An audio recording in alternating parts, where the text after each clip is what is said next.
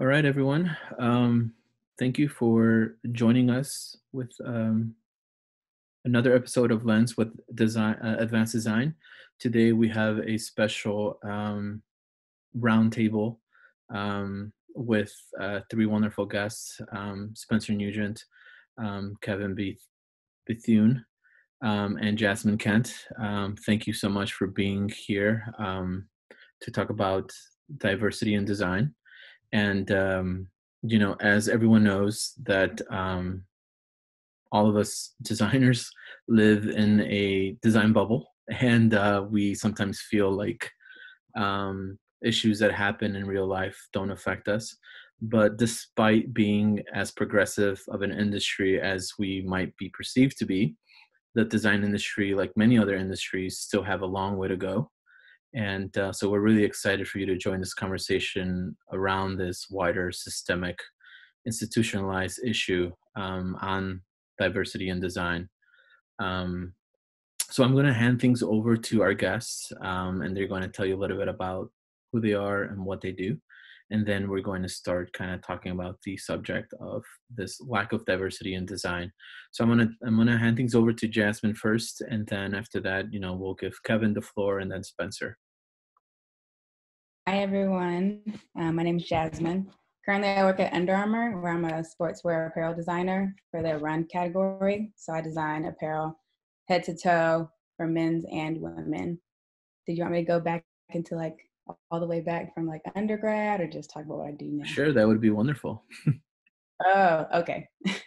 Okay, we can go to the long story. Well, I went to Georgia Tech for undergrad, where I got my bachelor's in architecture, actually. I did architecture there for obviously I got a bachelor's in architecture there, but I started transitioning, getting interested in industrial design my last year. So that's when I started taking ID classes. It's actually when I started following Spencer Nugent, trying to do sketch a day and draw as cool as he did. It looks a lot better now than it did back in the day. But I graduated there in 2013. I went on to have a postgraduate internship with the ACC, where I did graphic design at Fox Sports Florida. So down in Fort Lauderdale, I was doing animation, graphic design, everything you would see on TV with all of their sports teams, their regional sports teams. After that, I moved back home because that wasn't working out for me. And I worked for my dad's company, BTL, which is a government contracting firm. And I wanted to get back into industrial design, but I wasn't really sure what the careers would look like or what I could do. I didn't do it in undergrad because I just felt like I wasn't creative enough. That sounds stupid now, but to me then it was a reason, like, you're not creative enough, don't do this. These people can draw, you can't do something a little bit closer to math and science, but still creative, which I thought was architecture at the time.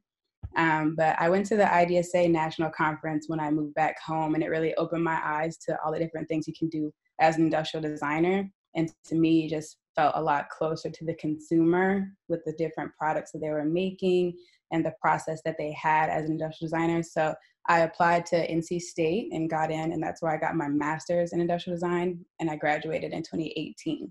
And after that, I moved up to Baltimore, Maryland, because I got a job at Under Armour, where I first started out designing sports bras under their women's training category. And I most recently moved to design their run last summer.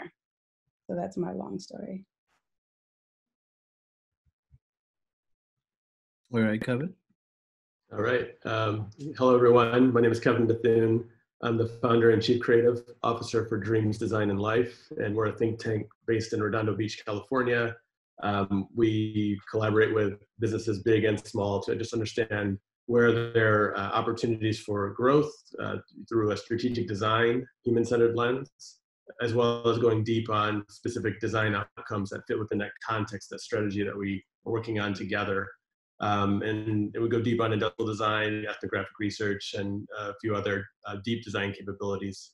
Can talk more about that later. In terms of background, I found design mid-career rather than at the beginning. I started as a mechanical engineer, went to Notre Dame for undergrad. I went and worked in the nuclear industry for a number of years on product executions around reactor internals. So the mechanical systems that operate the control rods going in and out of the fuel. I promise you I'm not radioactive. You can sit next to me. But through the engineering experience, natural curiosity for business arose, pursued an MBA to add that business language to my tech background. But that, I always had a creative itch from youth, and I allowed that itch to inform the type of companies I would go after come graduation. And Nike was at the top of that list. Ended up coming in a business capacity, but I love products, so I networked quickly over to the product engine.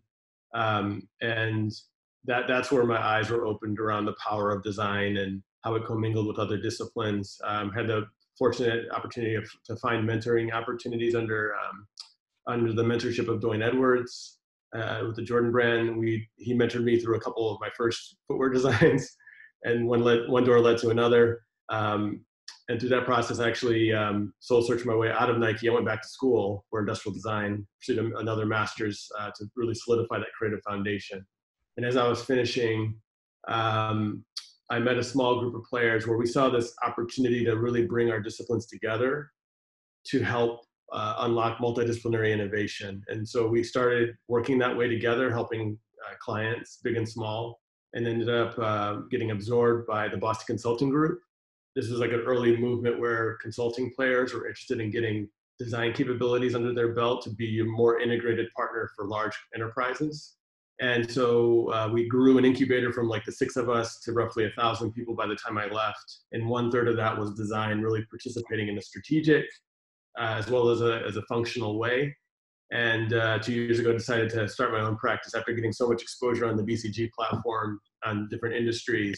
I basically wanted to start a platform that focused on particular topics that I was more perhaps passionate about.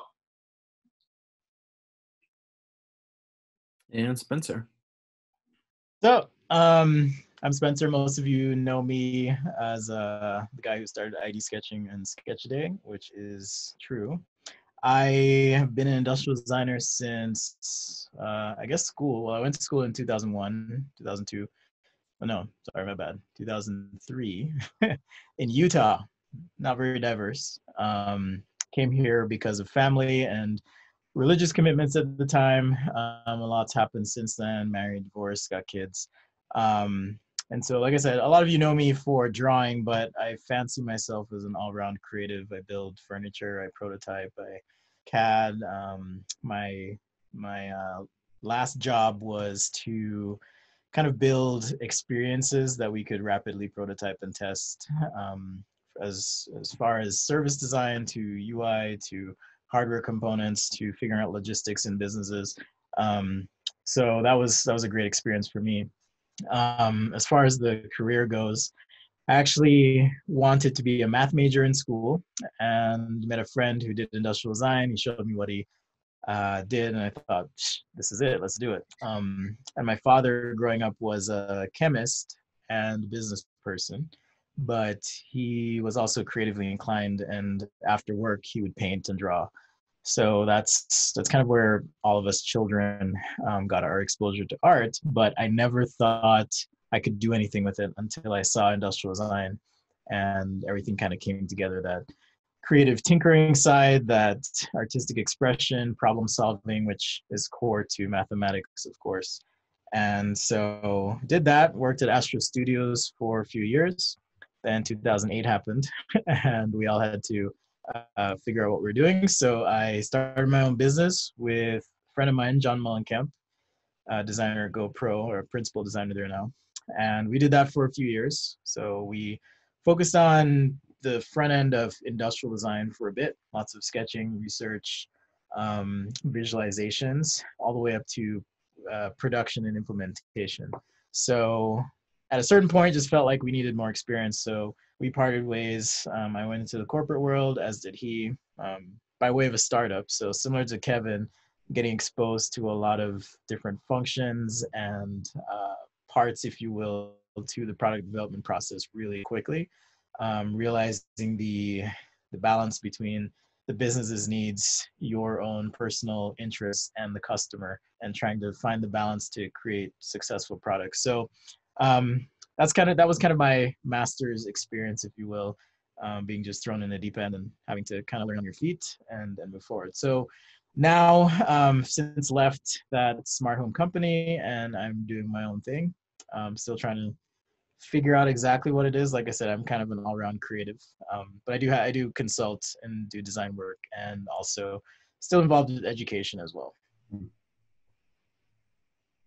Fantastic. Thank you, all three of you, for introducing yourself. And today's topic obviously comes to us with recently with what's going on in our real world, and it's been going on for years and decades. And I think we should, that's why us as an organization decided to come forward and talk about it and have conversation and dialogue and propose some solutions.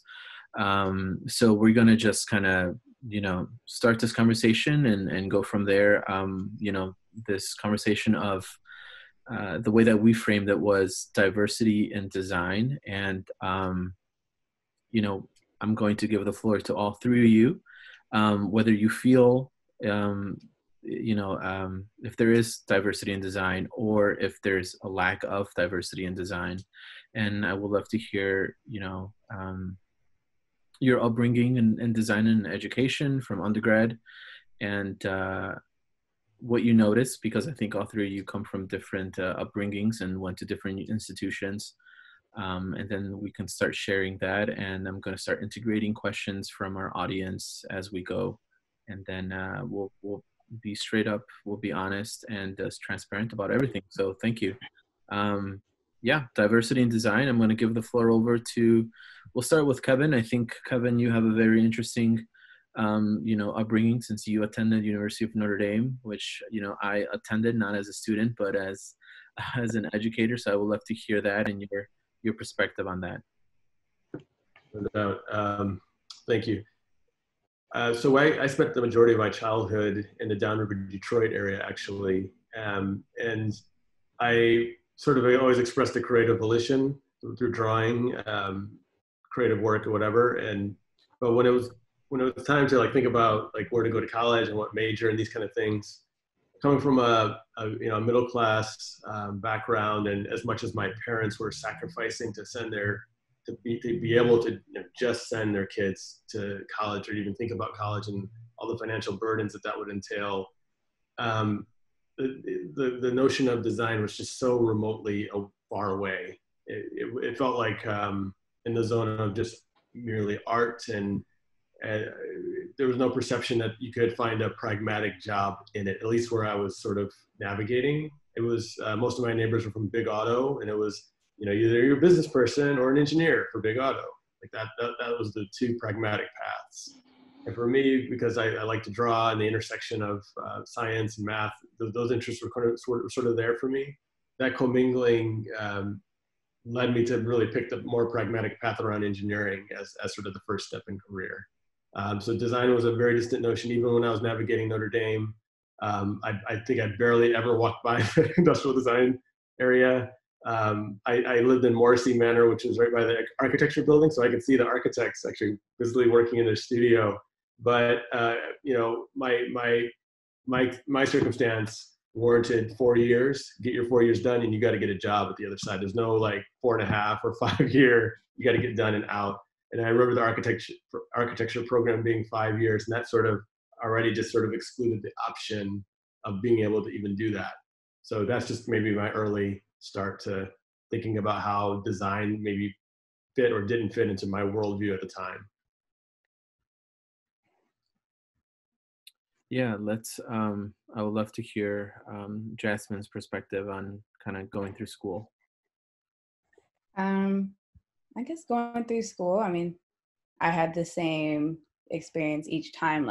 When I was in architecture, I was the only Black person in architecture every year, unless we got a transfer. I remember one girl, her name was Elise McClure. She was the only other Black woman in architecture with me throughout the full 4 years. And we're good friends. But I guess I feel like that was my experience all the time, even before I went to undergrad, when I was in high school, when I was in elementary school. I did gymnastics for 13 years of my life. So my childhood wasn't about this creative stuff. It was always about being an athlete, being perfect, having your body in shape. And even in gymnastics, I was probably one of two of the only Black Black girls doing gymnastics because it's typically seen as a white girl sport. So I say that to say throughout my full life, it just feels like I have always been the only Black woman. I got used to it. Not saying that's good or bad. It just seemed to always be my place. Like, that's what I was going to be. If I go here, if I go there, it's only going to be me, or it's only going to be me and maybe one other person. And hopefully they'll like me, but maybe not. But yeah, architecture, the only one. Industrial design, definitely the only one. Industrial design felt even like worse than architecture when it came to diversity. And then grad school, there was only 10 of us. So yes, I was the only Black woman. There was a Black guy there, so a Black man, I should say. So it was us too. But that's just kind of how it is. I don't know why. Maybe I know for my upbringing, I would say design was never shown to me. It wasn't something that we did in elementary, middle school, or high school. It wasn't seen as something that was pragmatic, like Kevin said. My parents were pushing me to be an engineer. I was in NSBE, which is the National Society of Black Engineers. I was in that. When we went to our first competition, I did absolutely terrible. I was like, this is not for me. But when I went to undergrad at Georgia Tech, I still declared undecided engineering because I guess that's what my parents wanted me to do. But once I went to, orientation, I was able to see the architecture building and see all the models and the drawings. And I was just so amazed. I was like, I want this to be me, even if I didn't grow up drawing or having a creative inclination. This is who I want to be, what I want to be surrounded by. This is the environment that I want. And so that's kind of where it started for me. But yeah, even in grad school, definitely the only one. And now here at Under Armour, yeah, I'm the only Black woman designing. Our other Black woman just left. She just resigned. So it's me again. Yeah, and Spencer, we would love to hear your. Yeah, the way I like to sum up my experience. So I was born in Jamaica. That's where I'm from, and I didn't realize I was Black till I came to the United States. That's what I always tell people, because for me, there were people representing all strata of society that looked like me. So it was an interesting experience coming here. And yeah, I picked Utah for, like I said, personal reasons, religious reasons at the time.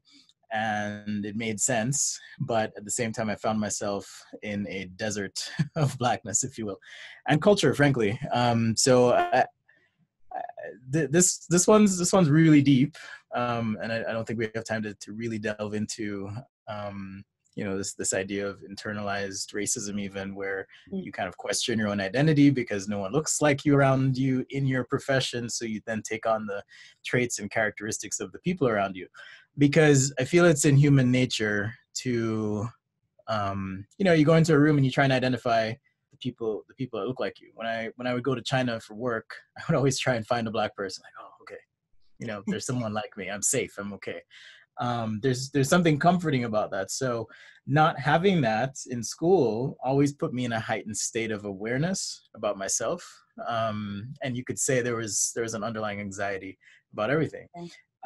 So compounding my experience was the fact that my immigration status was so tied to school at the time. It's probably why I worked so hard, because under no circumstance could I fail or slack off or anything like that. So that was one aspect. But on the other hand, I was like, okay, I'm the only Black designer or even student in half a mile radius here. So I need to make sure that I'm on point, that I don't give anyone any reason to doubt me. So my educational experience was, yes, it was like being on a desert island, and at times I had to, I was grateful I had family close by, so I had that little spot of culture I could reference, if you will. And there were some other Jamaicans here as well in the state, but the population, the community is very small, it's disparate, and so I kind of struggled in school with that. And I think there's this element of code shifting that happens, even where, like I said, you start taking on the traits of those around you. Even how I speak, I don't necessarily speak like what people would typically consider Blackness, but that's a whole other conversation. So yeah, my experience in school was lonely, isolating, but I found comfort in work and just being good at what I did. Yeah, I would love to hear, what are some of, I think I can relate to all three of you. I was also the only, Hispanic in my, class, or even in my program. But I would love to hear your challenges, and if you ever brought them up as a student to your administration, to your professors, or if you ever proposed, changes in faculty, or suggested to bring in other people, as guest speakers to talk about diversity, or were you were you complacent with how everything was? And I'm opening this up to anyone. For me, I feel like I just kind of accepted things as they were. So I thought I had, just as I was preparing for this discussion, how do we frame the conversation? There's the current event side of things. There's also design as a discipline. There's design education, but my thoughts have been just focused on past, present, future. Okay, so you go to school and you are working on your present, and you inform your present through the past. But the past I was taught, this design history, one thing I did notice is there were no Black designers. And I thought, why are there no Black designers? This is weird. And I never asked the question out loud. I think maybe just out of fear, or I didn't want to seem like I was complaining, if you will. One of the things my parents and I think my culture influenced a bit in myself is this tendency to not complain or call attention to myself. And so it wasn't until later in life that I came into my own where I could just call something out, at work, for example. I've got stories on that. But yeah, the history side of education I struggled with. I remember meeting Antonio Beltran at Insight. So that's in Chicago, when we were, I think, sophomores or juniors, we go on a trip to visit design firms, leave Utah. At least the students here still do that. And you visit a metropolitan area and you get to meet people. And I remember walking in and just kind of like doing this double take, like, what? There's a Black designer here? And again, it's that whole idea of like, hey, I want to have this connection because this is going to give me some comfort, and help me not feel so weird. So he and I mean, we haven't been in touch as much lately, but I remember being as a student, how helpful that was to have that connection and feel like, oh, I have someone who can relate to me. And, having Jasmine here and Kevin, who've been aware of things I've done, it's also cool to see that here we are, over a decade later, and there's more of us. And that's something fun that I've been able to see as I've progressed from, a student to professional to now. So I think the history is one that I struggle with, particularly as you consider, and you can tell me to shut up when you're ready, but particularly as I consider things like, and Hector, you and I have talked about this, 10 principles of design, as codified by Dieter Rams. He's great, all of that, but that's coming from one perspective. And the design industry as a whole, and it was a good thing at the time, right? It helped create some structure about what we do, why we do it, and how we do it. And it was kind of a, what's the word, an opposite to kind of this, over the top design aesthetic and approach that definitely skewed more artistic and expressive. That's not to say you can't be artistic and expressive as a designer, but that German structure implementation was good. But I doubt, and I don't know, I haven't spoken with Dieter, but I doubt that there was a multicultural approach to coming up with that. And I've always struggled with that. Like, okay, here's 10 principles. And these principles have been, like I said, adopted by many designers, subconsciously or consciously. But what room is there for, some African expression of what we consider to be good design, or other cultures? And how do we move forward as a design profession, and have that mindset? And I think it does come down to diversity in teams, diversity in education, so that we can have a more complete view of things. maybe to add to the experience, what immediately comes to mind was a moment. Freshman year of undergrad. Again, I graduated the only African American in the mechanical engineering department. So yeah, similar story about being like used to being alone on your own island, and the code switching and the just navigating the politics of that experience, right? But I remember my freshman advisor at the first sign of challenge, like maybe it was that first round of midterm grades, even before the semester was complete. I'm not sure, engineering's for you, and just very subjective rationale around you should go do something else, like do business or do liberal arts. And it's like, well, no, I understand like Notre Dame may be a jump from the high school where I'm coming from, but I want to figure this out. I want to find whether it's tutoring or whatever it is to get on this trajectory in a good way. But the discouragement, I think, planted a huge seed of like, I'm not going to just immediately listen to that. At the first wind of challenge, I'm going to do what it takes to figure it out. And so I think later in life, going through professional walks through engineering and business and discovering design within the Nike environment, I've been approached many times where people will see a perception, whether I'm a Black male, they'll question the professional and academic pedigrees for whatever reasons that are floating through their head. Whether I got a scholarship, it was because of a quota, or because of my place in this department, it was because of a quota. Like these stigmas and these perceptions. And when it came time to really investigating design, I think there was the truthful feedback that you would get, the truthful encounters where people would say, oh, this is what the landscape looks like. This is how you sort of navigate. This is what you have to learn to succeed, yada, yada, yada. Took that like a sponge, right? But there was the other type of feedback around, we don't see it, with no rationale in terms of why. Or, you weren't born in this environment, so you would never make it, was sort of like the rationale. And I'm like, well, I remember that first conversation when I started my career in the first place. I know if I want it bad enough and I'm curious enough, I want to figure it out. So I think through my multidisciplinary sort of journey, there's been a number of,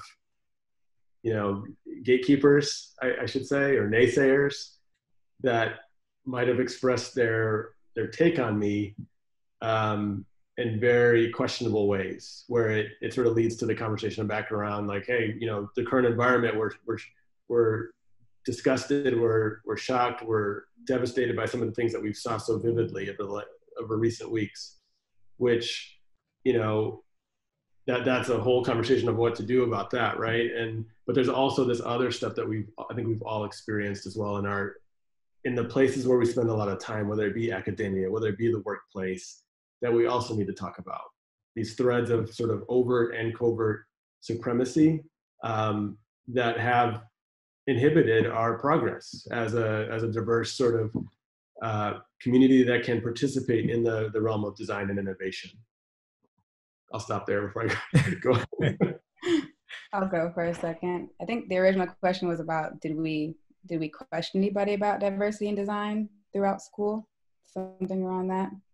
Yeah, so I'd say a little bit close to Spencer. I didn't like question it. I just had kind of accepted it, but I didn't start noticing that I wanted my work area, my work environment, or even just what I was studying to kind of reflect my social environment until I went to Atlanta, because it was just this sea of beautiful Blackness, and I could see Black people every day wherever I went, except when I come back to study or when I come back to see, go to a lecture.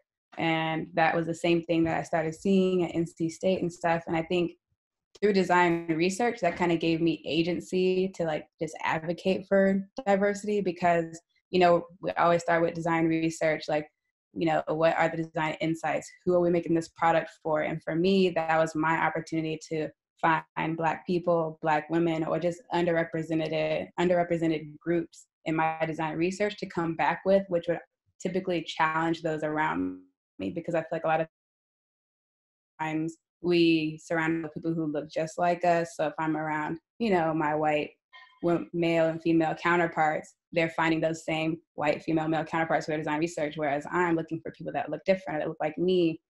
And I think that really helped to at least show like my professors or the people that I was with and around that diversity would help come up with like different design insights, which leads to different products, which just leads to, you know, a different consumer. And I feel like you can see that when it comes to like the hair industry. For a while, like Black women, even myself, were like perming their hair, you know, Eurocentric beauty, etc., trying to look like the people we're working with, or, you know, who were around, trying to be accepted in a way, like code switching through talking. Like if I go to an interview, my hair is bone straight. That's what I did. I mean, now obviously it's natural, curly, whatever, but I think that transition within the culture of Black women to accepting their hair led to different products. And now we see, instead of just having like a half ethnic aisle at Walmart, you have like textured hair, kinky coily hair, and it's like 3 different aisles, millions of products. And it's just like, that was just by finding one consumer. And so I feel like that was pretty amazing. And that was kind of the same thing I did when I was in grad school. We had this project to design like a bassinet for mothers that was just more accessible for moms. And so I was looking at, you know, maybe some single moms, like they don't have the support system to just go in there and grab their baby out of the bassinet for them. And, you know, making something that a woman can operate on her own right after giving birth, where you don't really have, you know, the muscles in your stomach to use, you barely have any energy, you have to breastfeed round the clock. And it's just, I think design research really, really helped me to advocate for diversity in design and just like diversity in product. And that's the same thing I'm doing at Under Armour now. Like if we're ever making like run gear that's for cold weather, like we have balaclavas, we have stuff that goes over our head, and maybe there's like a small little ponytail area. Well, like my hair's not going to fit in that. Like, so a lot of times we talk about that, or even like fitting clothes on different models. At the moment, we have no Black models. Like, is that a different body type? Like, look at our consumers. And look at our athletes that we sponsor. Black, Black, Black, Black, Black. Like, can we reflect that a little bit more in our company and throughout all of our processes, not just who we hire, like how we work? So I think design has really helped me to advocate for that and like show people reasons that we need to do that. And that's really starting to change our product and change our consumer and just adds to like, you know, our product line basically. I think you made some interesting points that touched on a bit of aesthetics. So, you know, I think about, you know, and Kevin mentioned this as well, covert and overt, you know, white supremacy or discrimination. I wouldn't say I was discriminated against in school per se, but it was that idea of, okay, who is representing the best ideals in this thing that I'm studying? And there weren't people like me. And that's something I struggled with. So in a way, though, I kind of took that up on myself to just really push. You talk about, Jasmine mentioned, you know, sports, athletics, you know, there's a lot of representation of Black faces there. And then you go to beauty and it's kind of hard to find. And not only that, but it's kind of this like very stereotypical, not stereotypical, but rather narrow interpretation of beauty. And what that does on a level is it really just casts us in these roles, right, for everyone, because that's how we're on display. So I think, well, I don't want to get too far ahead here, but there's definitely something to be said about having that representation as you're learning about the past and you don't see it, you know, making sure that it's here for the present so that we can make changes for the future. Yeah, I definitely agree. I have a question to ask all three of you. Do you think, all three of you said that you discovered design later in college? My question to you is, do you think that our society today makes it difficult for the minority community to know the field and decide to do design? And this is a question coming from Tati. I guess. Oh, go ahead, Kevin. I guess in my experience, especially for school systems with larger demographics of I'll speak for the Black community, it seems like the arts and creative competencies, even design, like the notions of that, and even STEM, we go a little bit more broadly. Those programs, notice they tend to get cut faster than some of the primary core curriculum that students are required to do. So you sort of cut off at the knees and having any exposure going through sort of primary education. And when you look at, top brands, like we mentioned Under Armour, Nike, or Adidas, like you see the athletes that sort of portray a mirroring of us. But when you look into those organizations, you can't make the mental connection around, I could see myself working in this environment, in this organization. When I look at the leadership mosaic on the website for this brand, I don't see me at all. That sort of notion definitely needs to be addressed. And Yeah. I think if I speak from the footwear and apparel experience from my time at Nike, there were some brave souls that had the courage to basically say, actually, I wanna create a bridge and create mentorship and exposure opportunities for, rising young talent coming from, our Black communities, and they started pilot programs where it created actually a way for Nike employees, I'll speak from that example, to actually go to a local Portland community center where a lot of inner city children would come and have time after school for after school programs. But we created basically a product creation mentoring experience where they got to design footwear and eventually present their concepts to Nike executives later down the line. But that's just a very small, moment in a much larger schema that we have to address. Yeah, I agree. I mean, I don't know what school is looking like now. I'm sure I'll find out soon because I have a 2-year-old daughter. But like looking at design and like just throughout K through 12, I don't know if it's gonna ever be there. They're gonna ever show it. I've seen something called STEAM. So the A is for art. So like STEM plus A. Yeah. I don't really know how effective that is, but like I said, like Kevin said, I see it mostly in like after school programs, and that's just assuming that that family has the bandwidth for after school programs for their children, as opposed to just having everything they need delivered to them throughout just the school day. I mean, I hope that it becomes something that they actually implement. I feel like design thinking is becoming like a big buzzword. Something we did at NC State that I thought was really amazing was we had like a design camp every year, and it was for all ages, and I used to teach it every single summer. And the kids would come there and they just absolutely love it because they can kind of like see what they had thought in their mind come to life, and just that visual representation I feel like is very empowering for people in general. And just the way that our society is today, we consume everything through a visual lens. Like articles aren't all words anymore. We have articles, it's like some GIFs, it's some Twitter quotes, it's a video, and like they're all spliced into this article, or we swipe through it. Like the way we consume everything is very visual, and I think that will start to help hopefully push design into school programs and show that there are these different professions for it, just because how we consume things these days. Spencer, do you have any thoughts on that? Do you think it's it's difficult, society is making it difficult for minorities to know about design and decide to do design? I'm scanning my brain here, like trying to time travel and go back to when I was a student. It's a long time ago, but I will say, as an immigrant, my parents were not necessarily the most encouraging about pursuing something in the arts. So there's probably an element of cultural resistance to doing this as well, start in the home and create some awareness. But, fast forward to today, or even 10 years ago, when things like the iPhone came out and Apple started becoming more than just a product company, but really just a lifestyle and symbol for things. I think it exposed people to this idea or notion of design that, even quote unquote normal people I speak with now, they at least have some idea of what an industrial designer could be for the most part. I don't get as much, hey, so you design factories, or, you're working on tools, what are you doing? I don't get that so much anymore. So maybe the issue isn't so much exposure as it is accessibility, and certainly cost is a factor when you consider minority populations. And, okay, is it grants? Is it, does the higher education system need some reform as well? But certainly I think,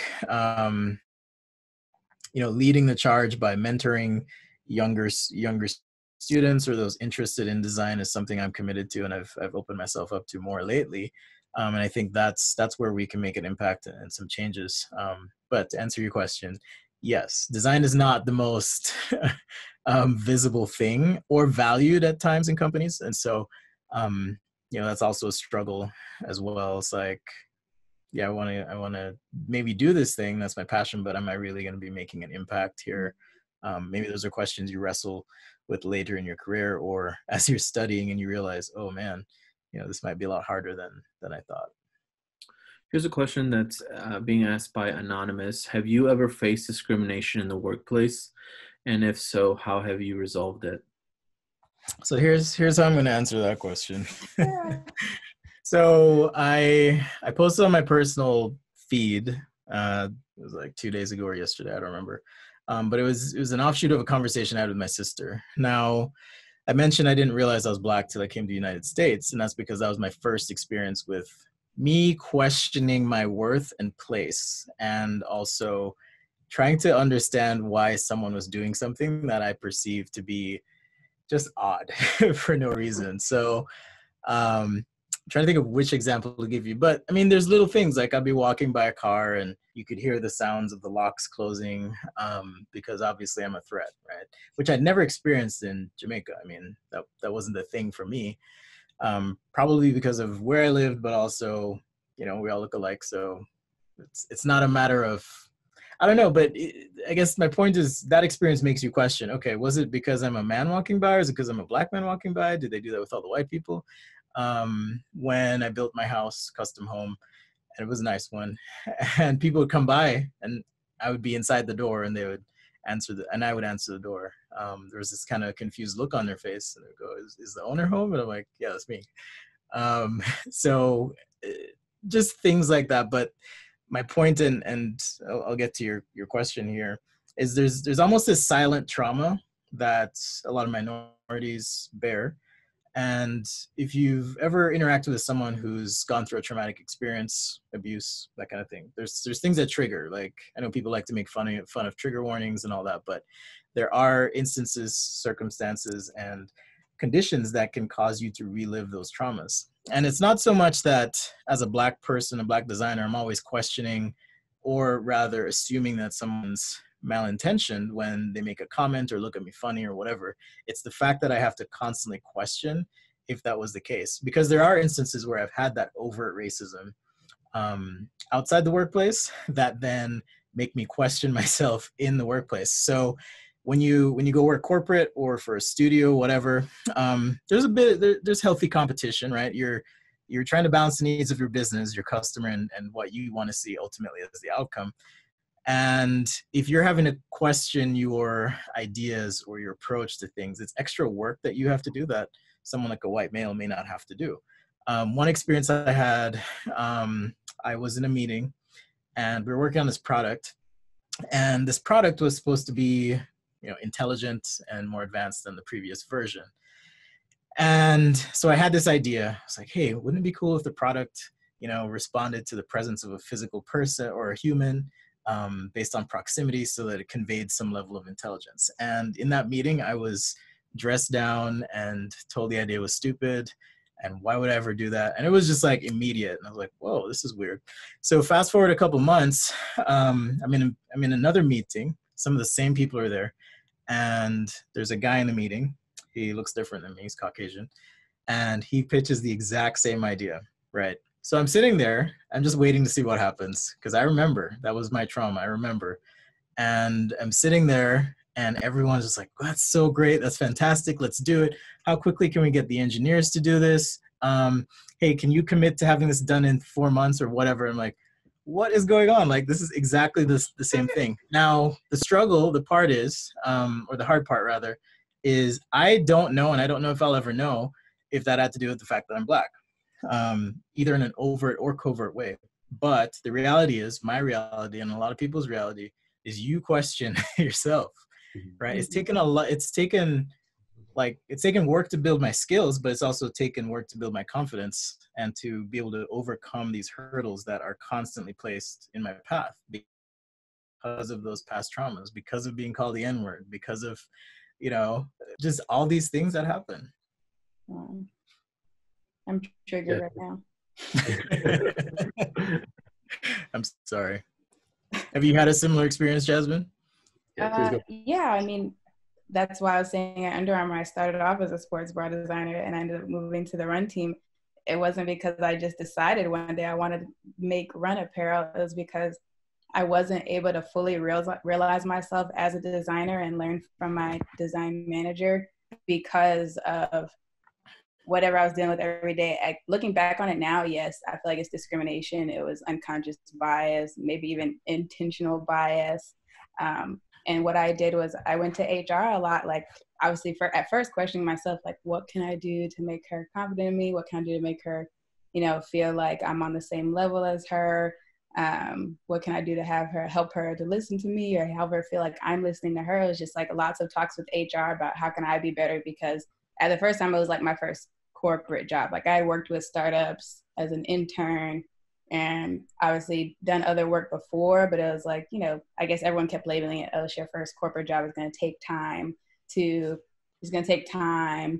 get used to everything, working with other people, having the right verbiage in your emails, just, getting used to the whole process and the whole work environment. So it always felt like the onus was on me to be better, and not that there was anything that maybe my manager was doing wrong or that either she could adjust to me in any way. It was always I had to adjust to her.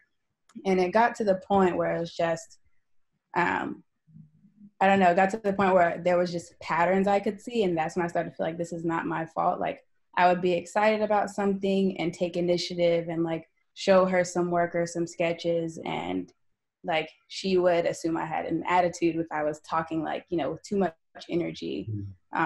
Maybe if I wasn't talking with enough energy, she asked if I cared about what I was doing or if I had an attitude again. And I guess for Black women, that's something that we always get characterized as, like, we have an attitude, we're sassy, or we're upset, like just angry Black women, but in different words. And it really pissed me off because then it makes you actually angry. Exactly. You're becoming the thing they say you are. Anyhow, yeah. Yes, exactly. And it was just, I was going to HR and I just like, it was just bubbling up and getting worse and worse. And like, she would speak to me condescendingly. She like, there was just, it was intolerable for me because I would do work. I would do all my work on time. If I had a mistake, next thing you know, you're not hitting your deadlines. She elevated to her boss something. If I ever had an idea, I'd have to mention it in front of her boss because I knew her boss, like, was cool with me, was an ally to me, whatever the word would be. And she'd be like, oh yeah, insert manager name. You should, send this idea to our product partner or to our innovation partner, say this or say that. Next thing you know, nothing after that. Like my ideas went nowhere. Saying something went nowhere. If I said something in the wrong way, now I have an attitude. And it was like, I went to HR all the time, but maybe because there were like other factors around it, they couldn't label it as microaggression or unconscious bias. And I feel like people don't realize that those are the things that lead to, inclusion, which is diversity and inclusion. Like diversity can feel like the quotas. Like everyone's like, we need this many, whatever people, Black people, Asian people of color to make our company look like it's diverse.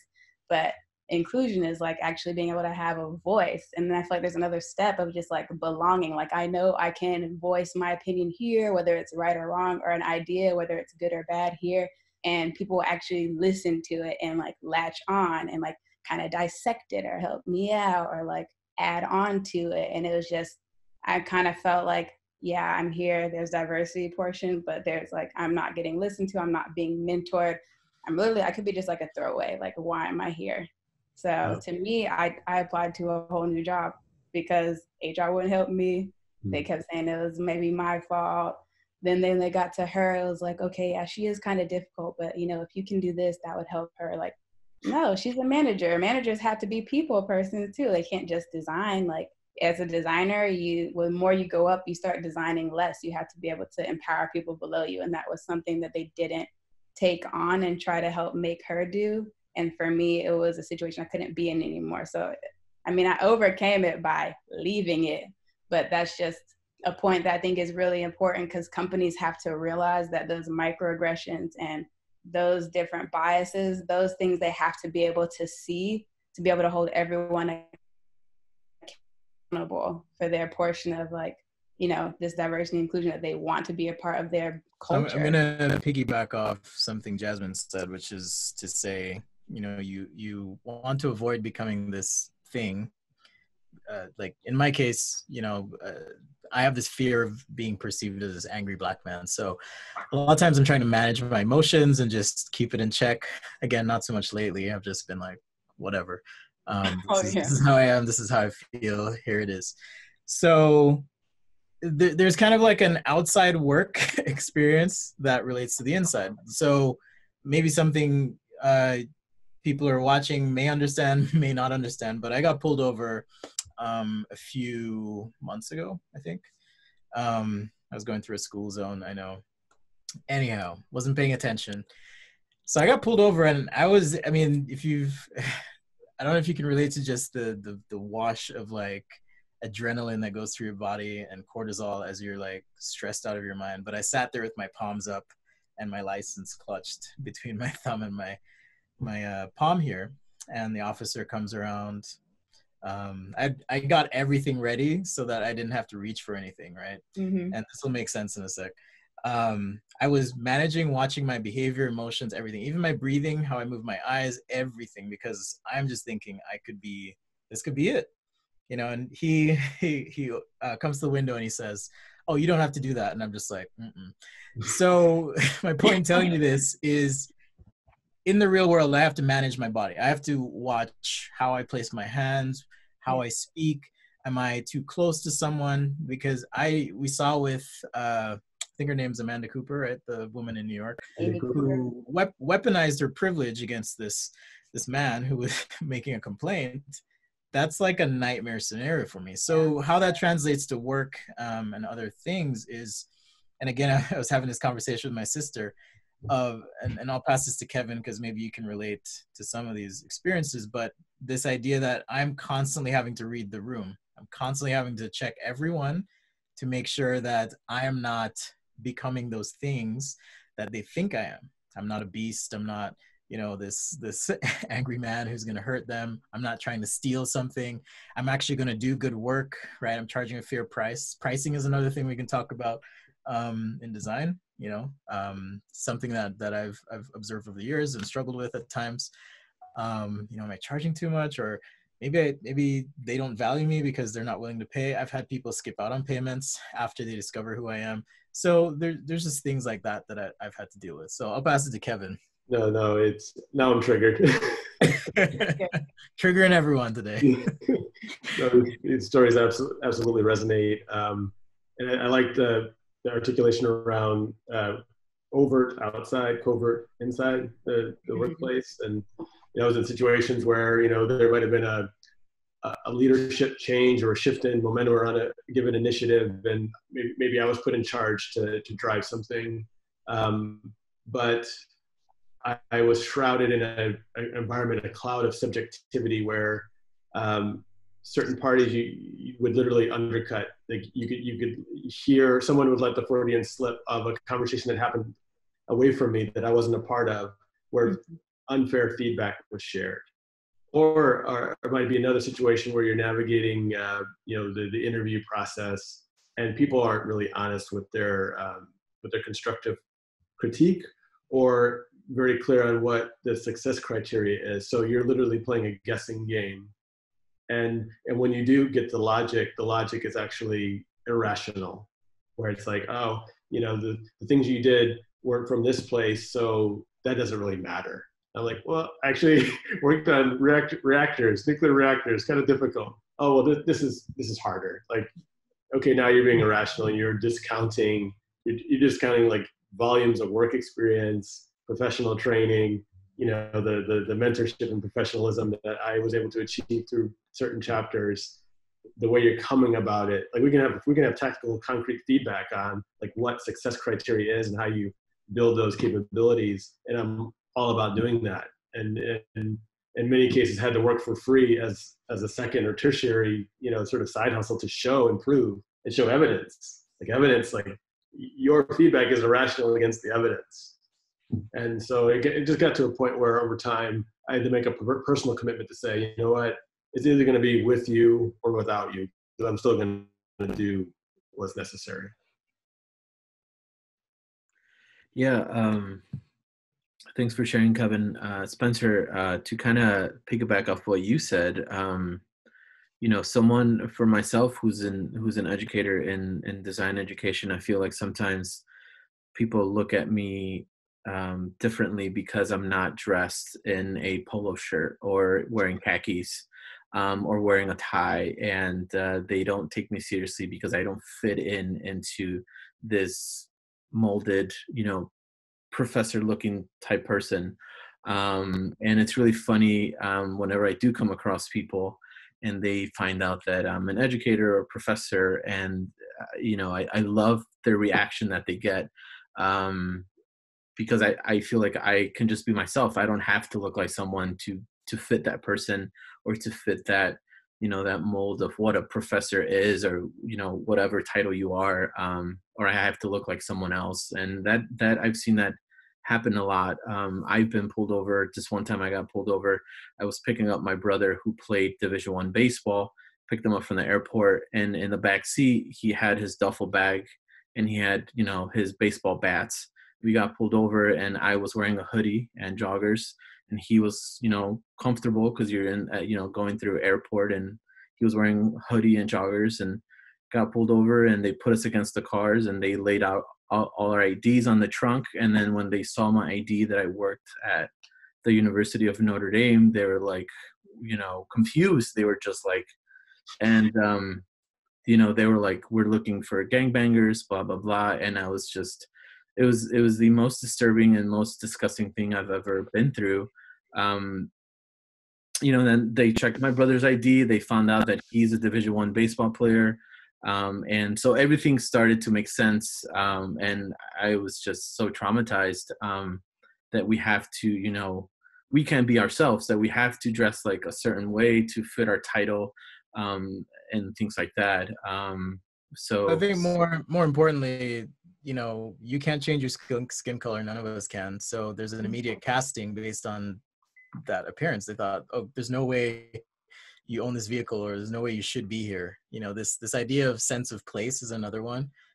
Do I belong here? Should I be here? And I don't mean just in terms of identifying other Black or colored faces so much as I mean, is there anything preventing you from accepting me in this conversation that you're not aware of? Is there some implicit thing? Because if you're skilled, talented, articulate, you can communicate. Kevin worked on nuclear engineering problems, and still there's that questioning, like, whoa, should you be here? Or in my case, living where I lived, it's like, should you be here? That's a really frustrating one. I will say, as far as design, and I've just been kind of thinking about this, the online community has been, I guess, more or less for me accepting. I'm trying to really dig and figure out, okay, are there instances where I felt completely shut out of things? I would say no, not right now, but there is the other side where I'm, putting out my show and streaming, teaching, all that stuff, and you do get some of that overt, vile commentary. Sometimes it happens on live streams, and it's really jarring. Just like, whoa, I can't believe someone said that. Thankfully, platforms are getting better at filtering that out. But yeah, I think there's, what you said is valuable, because there's that idea of being cast as something immediately based on your parents. That is a struggle you have to overcome. Yeah, I would love to hear from all of you, and we can start with Kevin. We all have a presence on social media, and we're all also designers, and that's our profession. And I would love to hear some people say things like, our social media could be, the content could be all design, but then something happens like what we've noticed in the last 2 weeks with protesting, and the unfortunate death of someone in the hands of someone in power, and so we use our social media to protest, and we put things about social injustice, and we get political, and some people might say, you as a designer shouldn't get political because it's bad for business. What do you guys think about that? Oh, happy to start. I think when I think of my 20 plus year weird career path, what I am proud to say is that I feel like, and I'm making the conscious choice, right? I had to start my own company to make this choice, and I want to bring my full human self to the equation, right?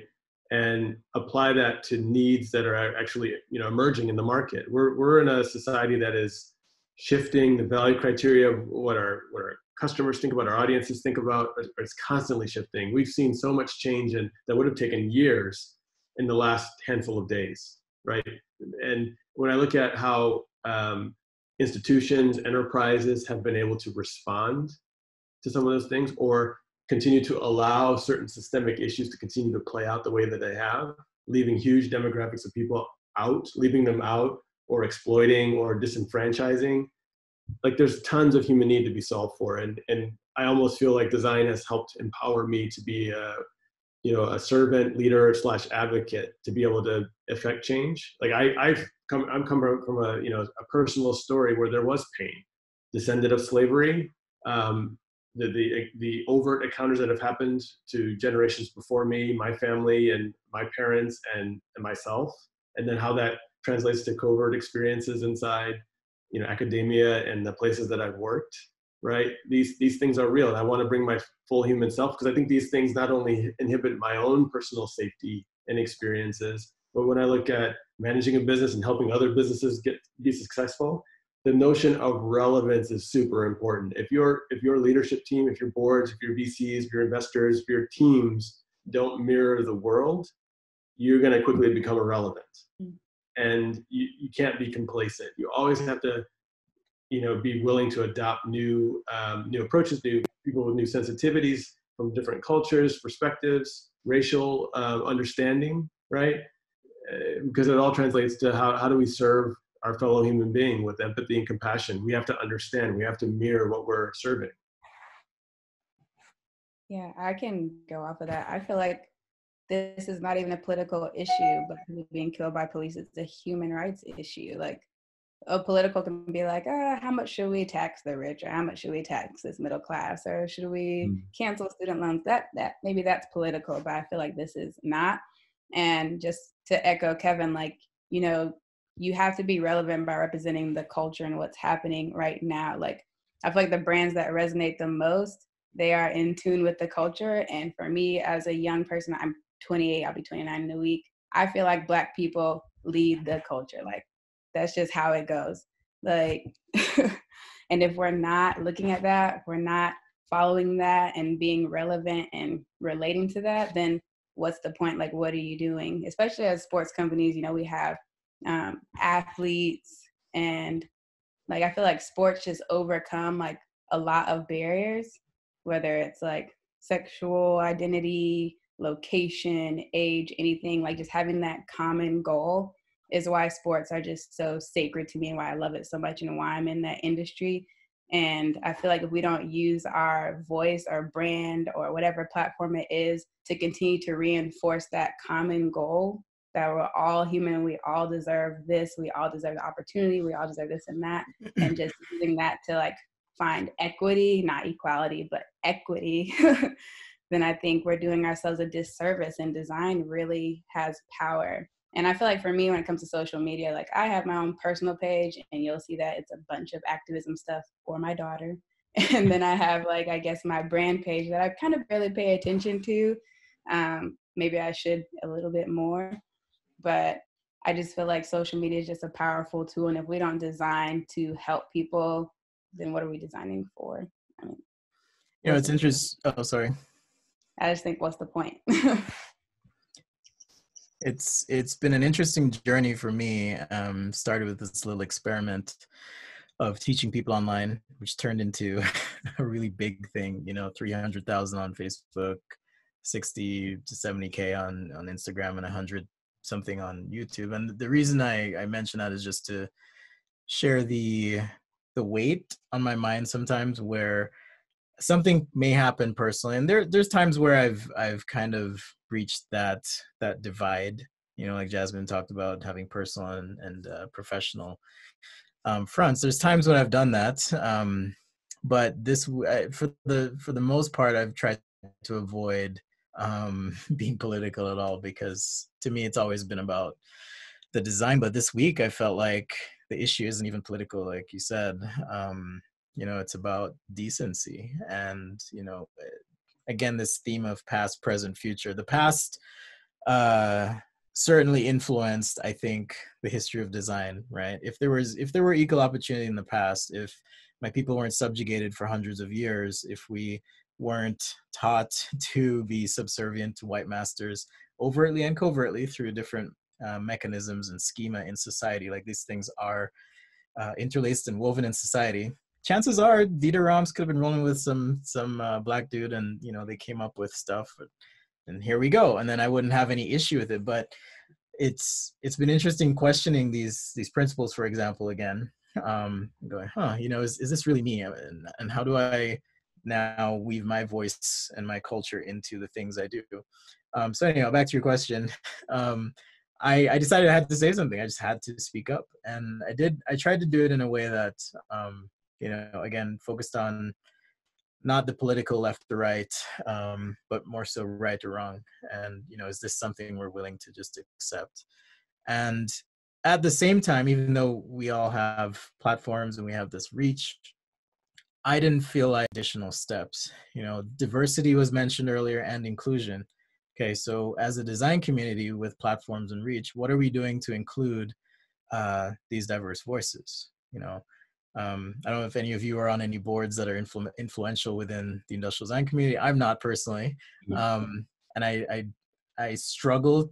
I mean, when we were getting this discussion together, I was talking with Hector. I'm like, who are some Black industrial designers we can get on here? And we were kind of just struggling to think, because we're not really necessarily at the forefront in these circles a lot of times. And so I think a push for inclusion would be helpful as a next step. We've spoken up, so what's next? What do we do? Do you go protest? I've seen friends go do that. That's cool. Write your reps. That's something you can do. Call people out. Take the Seth Rogen approach is what I'm calling it, to stamp out racism or anything, like no tolerance.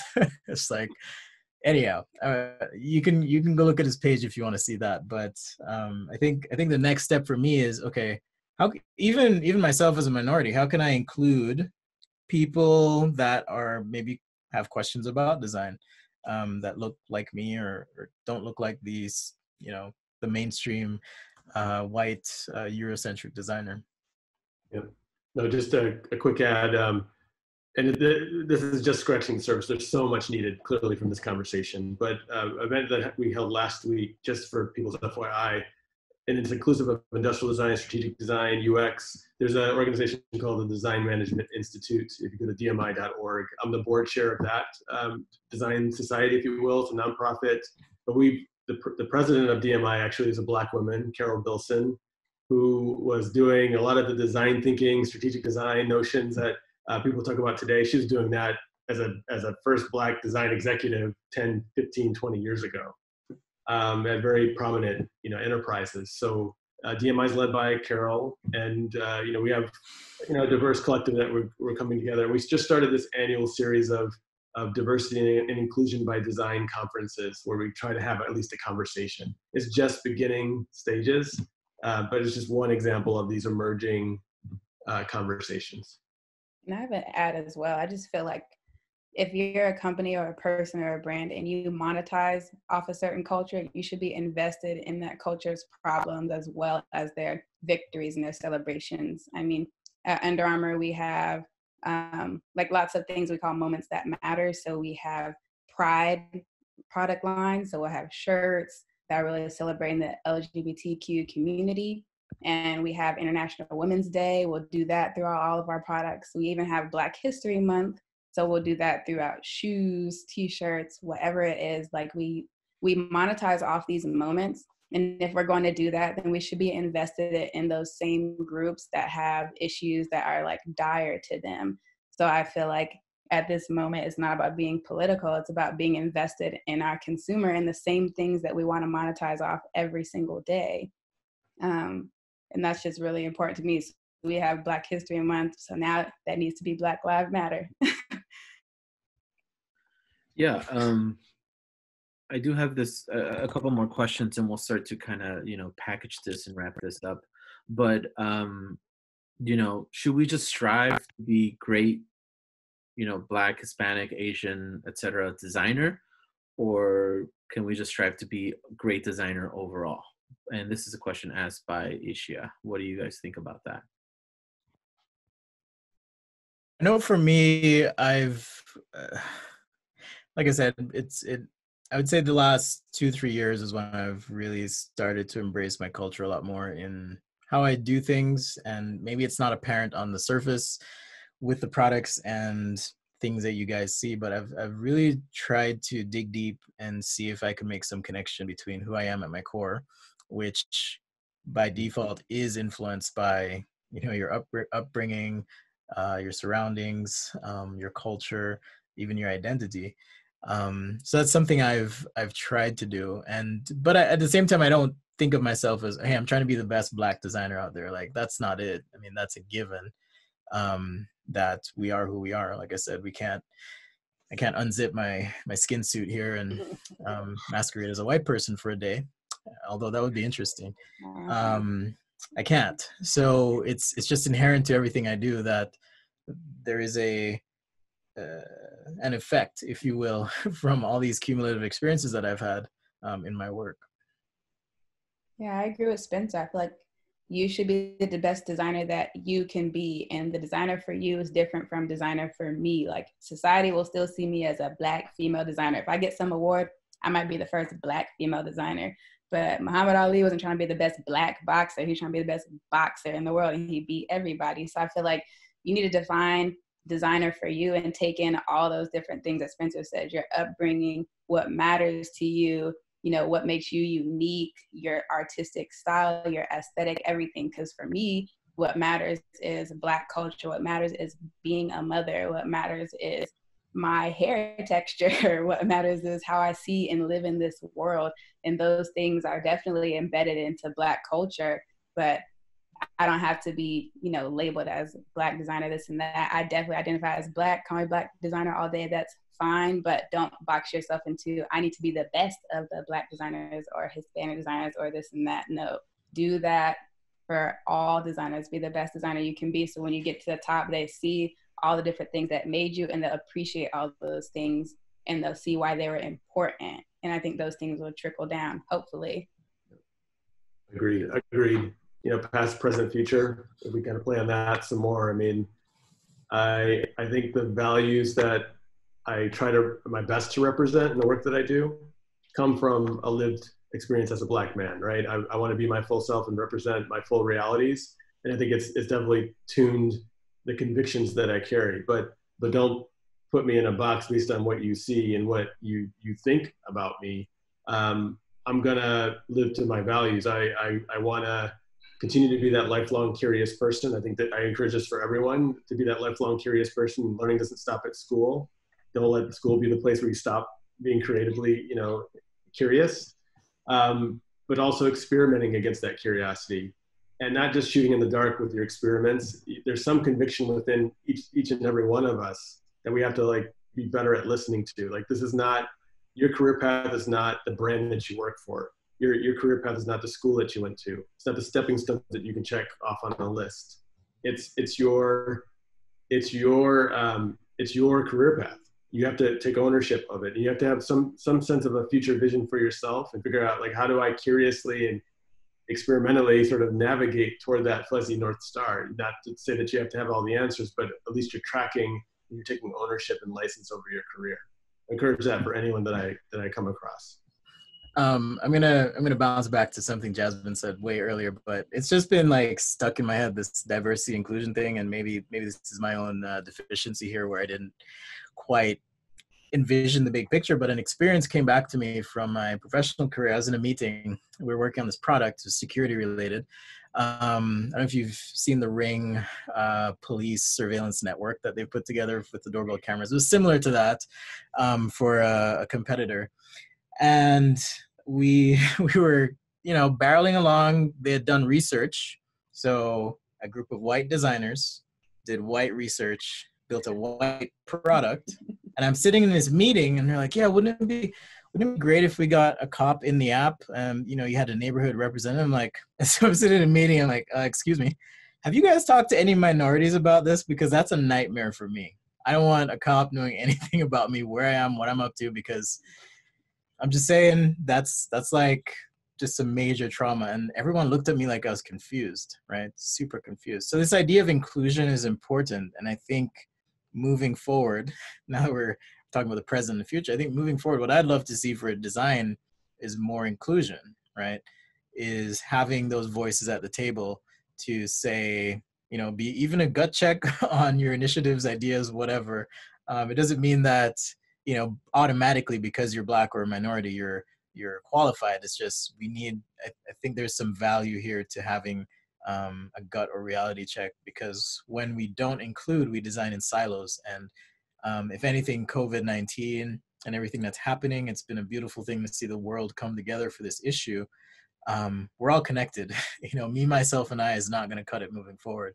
So I think we have to break these silos. We have to break these bubbles and look beyond ourselves. I've had a lot of white friends ask, you know, what can we do? What can we do here? And I think inclusion is one of those things that, at least professionally, I would value, and I think a lot of minorities would value as well. It's a business imperative. It is absolutely a business imperative, the way the world is moving faster and faster and more connected. We're going to find ourselves in multidisciplinary spaces more and more. So and multicultural, yeah, exactly. We have to know how to handle ourselves in this new environment that we're going to step into. All right, back at you, Hector. Yeah, I think to wrap all this up, you know, everyone has really provided amazing insights, and you know, I think like the question that I'm going to ask next, I think all three of you have answered it, you know, throughout the last hour. But there's young designers, there's current students, there's recently graduated educators watching this, you know, Lens session. What is something that they can do, whether they're a minority or they're an ally? What is something that they can do, something concrete, something practical? Because if we leave this conversation and they're inspired and they're motivated, but then they go back to their day-to-day, and if we don't do something about what we're talking about, then we're back to square one. What is something you suggest that people should be doing to take action on what we're talking about?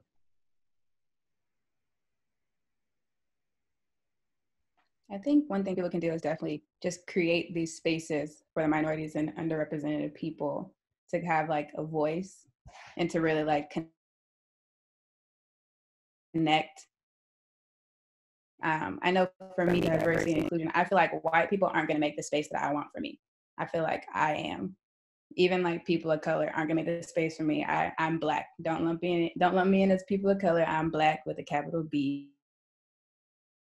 So I feel like creating those spaces is really important as designers. I know me and some of my colleagues from Georgia Tech, we created something called the Hue Collective, where every year we have what we call an unconference, the Hue Design Summit, and we have people that UI, industrial design, visual design, they all come and we stay in the exact same place. And we have speakers and workshops, but they're not on a podium. They're sitting in the same chairs as us, right next to us. They're going to every single workshop.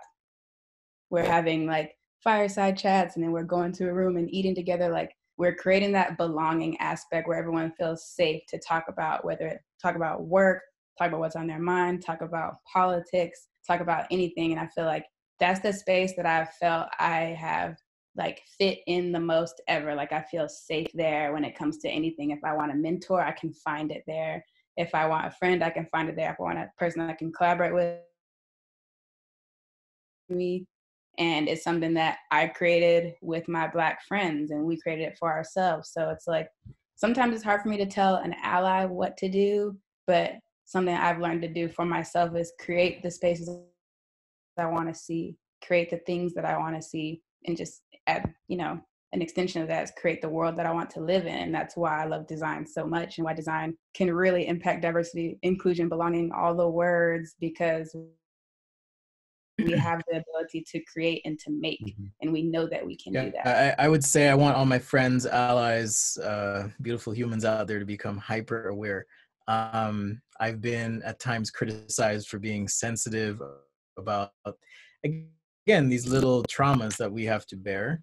and the questioning that we have to go over. I want you to work really hard to be hyper aware.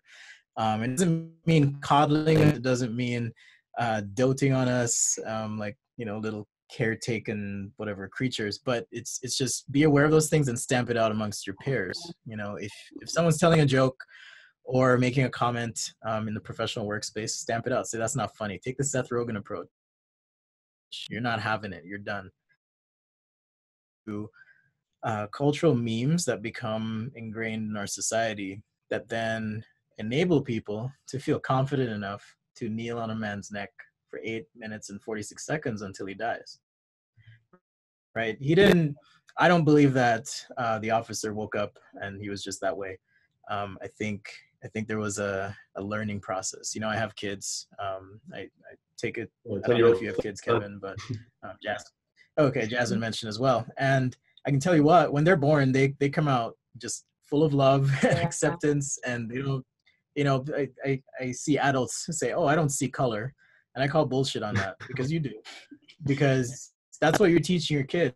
And those kids eventually become those officers. They become those, people that are excluding minorities from groups. So my advice here is become hyper aware, become an advocate. It's not enough to tweet or post, thank you, high five, good job. But get out there, take action, and do it with force. Mm-hmm. Because, and I'm not advocating for violence or anything, I'm just saying do it with force, meaning swiftly, effectively, communicate your disdain for those things that you find morally objectionable. Yeah, I love it. I mean, just to build, I would say to allies, humility.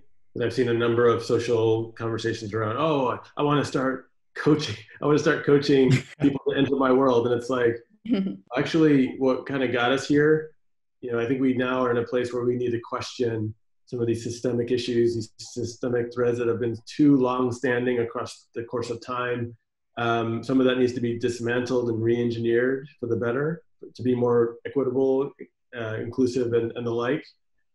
So question everything and do it with humility. You can teach someone, you can coach someone, but make sure you take a humble position, because that person that you're approaching, who wants to get into your space, has a ton of insights that could prove valuable for yourself, your career, your business. So it's in everyone's best interest to be humble and serve ways that we can actually question some of the things that got us here. I mean, one of my favorite books recently was written by Kat Holmes. So the focus was more around like inclusive design and ableism and the issues there. But it's really about questioning the who, what, why, and when, and never taking anything for granted, never taking people for granted, and always asking who else. I think piggybacking off of Kevin, now I do have some advice for our allies, since I just pushed him to the side earlier. I think it's having empathy. I mean, talking earlier, the first question we had about diversity throughout our education and into the workplace, both Spencer and I we were the only ones we didn't really question it. Has there ever been a white person, the only white person in the room for years, wherever they are, trying to just develop some empathy, because I mean, I'm on this teammate resource group called Parents for Professional Growth at Under Armour, and we were drafting communication that was about stand for equality, because that's one of Under Armour's values, and they want to use that to start standing for Black Lives Matter and the people, our Black teammates and everything like that. And so when I was talking to my counterpart, she's white, and just we were going back and forth editing the communication that I made, I asked her, how often do you talk about race in your household? And she said, never. It never really comes up. And I was like, that's funny, because for me, I can talk about it every day, wherever it has to do with me and a choice I want to make about wearing my hair, about what time I run and exercise throughout the day, or when I go get something, or making sure all my taillights are fixed on my car so I don't get pulled over, etc. I talk about race every single day. Yeah. And for her to say never, I was like, I'm not even sure how to respond to that, but it's never been a problem for her. It's nothing she's had to think about. And it's nothing that she's decided to empathize with until George Floyd. And I feel if we can have our allies try to empathize a bit more, talk about race more, and like Spencer said, take the Seth Rogen approach and just stamp out wherever you are, talk to your families, because you're in those circles that I'm in.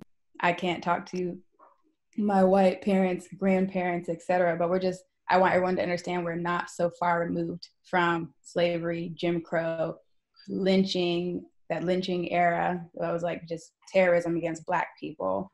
And like Ruby Bridges is 65. She was the first woman to integrate a school, I think, where she was living. And it's like, she's 65 years old. That's one person's life. So we should really just take stock of where we are culturally, like throughout that timeline, build some empathy and start talking about it every day. Because if I have to talk about it every day, then maybe you should too. It's just a privilege that you are just now thinking about it as a problem and never had to talk about it before. Where is I going to go with this again? It'll come back. Oh, it was a question in the panel here.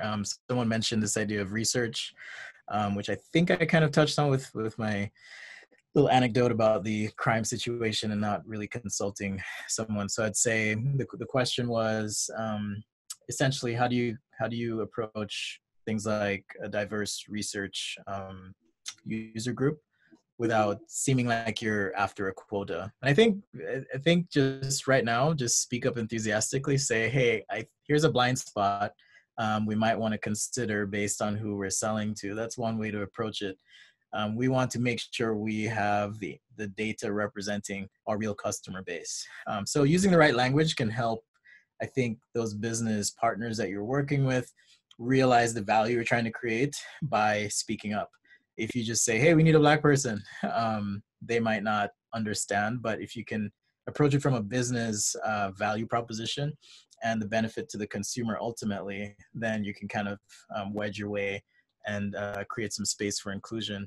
And then there was a couple questions about what I said about the 10 principles, Dieter Rams. And I'm not saying it's an absolute thing that people follow, but a lot of the education we've had as designers has been heavily influenced by his input. And I'm thankful for what he did. But I would say now is the time. A lot of us watching, participating in this discussion, we're young. We're in the present, right? Empathy was mentioned. Inclusion was mentioned. Good design is inclusive. Good design is empathetic, right? Those are adders or writers we can put onto these principles to say, here's how we're going to expand our vision for the future as a design community. All right, we want inclusion. We want empathy. We want people to feel like their culture or that good design has made room for the best or what you consider to be the best parts of your culture as far as design and art and representation goes. So empowering people to feel like they can contribute to what is good design, because a lot of times it feels like good design is approaching some singularity of, Eurocentric ideals, when really we kind of box out other, whether it be visual elements or color treatments. Jasmine mentioned, Black culture kind of leads the forefront of a lot of things in society as far as behavior models too, I would add. Yeah, behavior models as well. So it's like, I think it all comes down to just being more inclusive, empathetic, and making room for people to feel like they can participate in the conversation, not necessarily in a democratic way, meaning, design isn't a democracy per se, but we do want to create those spaces for conversation and for empathy. Well, thank you all three again for your amazing energy to this conversation and for bringing insights and your own personal experiences and stories. We really enjoyed having you on Lens. Thank you for those who attended. We're going to, for those interested in continuing to have this conversation, we're going to switch over to our after Lens, which is kind of our kind of like after party from our Lens session, where we actually allow our attendees to come forward and share their stories and experiences as well. And then again, Spencer, Kevin, and Jasmine, thank you so much. This is just the beginning, I think, and I hope that, change starts with us, and it's our job to go and implement it and disrupt, what needs to be disrupted. So thank you so much for being a part of Lens. Again, this session will be recorded, or it has been recorded and will be available on YouTube later for those who missed it. So thanks, everyone. Have a good Sunday evening. Thank you. you. Thank you.